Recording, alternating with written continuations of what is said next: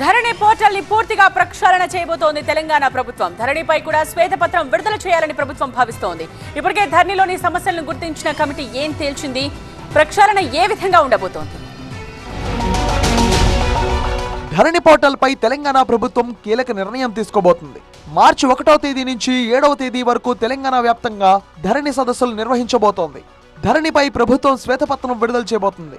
Irrigation, ఆర్థిక, విద్యుత్ శాఖలపై శ్వేతపత్రం విడుదల చేసినట్టుగానే ధరణిపై కూడా శ్వేతపత్రం విడుదల చేసేందుకు రెడీ అవుతోంది. ధరణి పోర్టల్ ద్వారా రైతు కూలీలకు ఉన్న 5 గుంటలు 10 గుంటలు భూమి కూడా సమస్యల్లోకి నెట్టబడిందన్నారు. అనాలోచిత నిర్ణయాలతో ధరణి ఏర్పాటు చేశారని విమర్శించారు. ప్రభుత్వ భూములను వారి సొంత భూములుగా మార్చుకోవడానికి ఒక కుట్రపూరితంగా ధరణిని ప్రవేశపెట్టారని విమర్శించారు. గత ప్రభుత్వ పెద్దలు ఎన్ని వేల ఎకరాల ప్రభుత్వ భూములను కబ్జా చేశారో, ఎన్ని లక్షల కోట్ల ప్రజల సొత్తును కొల్లగొట్టారో త్వరలో ప్రజల ముందు పెట్టబోతున్నామని తెలిపారు కాంగ్రెస్ నేతలు. భూ రికార్డులకు సరాఘతంగా మారిన ధరణి పోర్టల్ను పూర్తిగా ప్రక్షాళన చేయబోతున్నామని తెలిపారు కాంగ్రెస్ నేతలు. రాష్ట్ర వ్యాప్తంగా రెవెన్యూ శాఖ ధరణికి సంబంధించి గత ప్రభుత్వంలో వచ్చిన 2.45 లక్షల దరఖాస్తులు పెండింగ్ లో ఉన్నాయని, వీటి పరిష్కారానికి మార్చి 1వ తేదీ నుంచి 7వ తేదీ వరకు ఎంఆర్ఓ స్థాయిలో సదస్సులు నిర్వహిస్తున్నట్టు వివరించారు. ధరణిలో పెండింగ్ లో ఉన్న దరఖాస్తులను వెంటనే పరిష్కరించాలని ముఖ్యమంత్రి రేవంత్ రెడ్డి ఆదేశాలు జారీ చేశారు. పెండింగ్ దరఖాస్తుల పరిష్కారానికి అవసరమైన విధి విధానాలను రూపొందించాలని రెవెన్యూ శాఖను ఆదేశించారు. ఇప్పటికే ధరణి కమిటీతో ముఖ్యమంత్రి రేవంత్ రెడ్డి సమీక్షా సమావేశం నిర్వహించారు. 2020లో అమల్లోకి వచ్చిన ఆర్ఓఆర్ చట్టంలోనే లోపాలు ఉన్నాయని ధరణి కమిటీ ముఖ్యమంత్రికి నివేదించింది.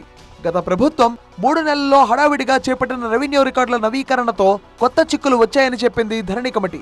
ఆ రికార్డులనే ధరణికి ప్రామాణికంగా తీసుకోవడంతో భూముల సమస్యలు, భూముల రికార్డుల వివాదాలు ఎక్కువయ్యాయని తెలిపారు. కనీసం పేర్లలో చిన్న అక్షర దోషాలున్నా సరిదిద్దుకునేందుకు జిల్లా కలెక్టర్ దాకా వెళ్లాల్సి వస్తుందని వివరించారు.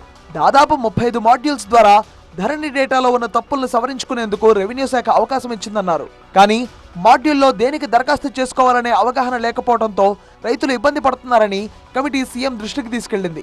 ధరణి డేటాను వ్యవసాయ శాఖ ప్రామాణికంగా తీసుకొని రైతు బంధు ఖాతాలో జమ చేయడంతో ఇప్పటికే కోట్లాది రూపాయల ప్రభుత్వ ధనం దుర్వినియోగమైందని చర్చ జరిగింది.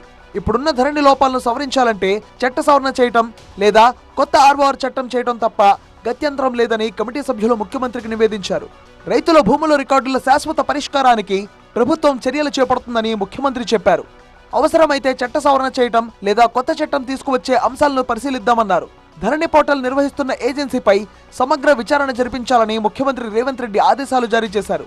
సీసీఎల్ఏ ఆధ్వర్యంలో ప్రభుత్వం బాధ్యతాయుతంగా నిర్వహించాల్సిన ఈ పోర్టల్ను ప్రైవేట్ ఏజెన్సీలకు ఎందుకు అప్పగించారని సీఎం ప్రశ్నించారు. భూముల రికార్డుల డేటాను ఎవరికి పడితే వారికి, విదేశీ కంపెనీలకు కూడా అప్పగించే నిబంధనలున్నాయా అని అధికారులను ముఖ్యమంత్రి ప్రశ్నించారు.